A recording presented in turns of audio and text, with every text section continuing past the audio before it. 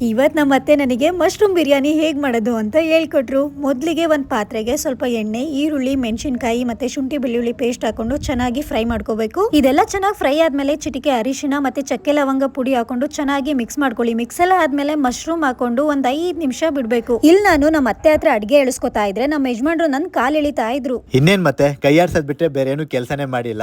Mushroom ನೀರ್ ಬಿಟ್ಟಾದ್ಮೇಲೆ ಖಾರದ ಪುಡಿ, ಧನಿಯಾ ಪುಡಿ ಮತ್ತೆ ಟೊಮೊಟೊ ಹಾಕಿ ಚೆನ್ನಾಗಿ ಮಿಕ್ಸ್ ಮಾಡಬೇಕು.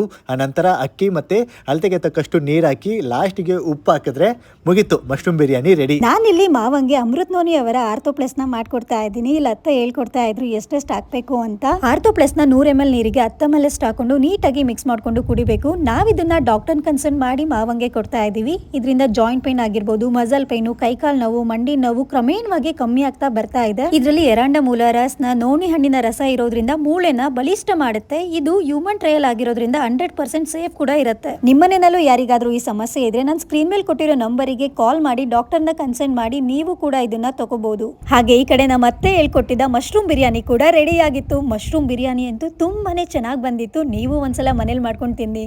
ಸರಳ ಜೀವನ ಸಂಯಮವನ್ನು ಕಲಿಸುತ್ತೆ. ಸರಳ ವ್ಯಕ್ತಿತ್ವ ಮನುಷ್ಯತ್ವವನ್ನ ಬೆಳೆಸುತ್ತೆ. ಸರಳ ನಡೆ ನುಡಿ ನಮ್ಮ ಜೀವನವನ್ನು ಉತ್ಸುಂಗಕ್ಕೇರಿಸುತ್ತೆ.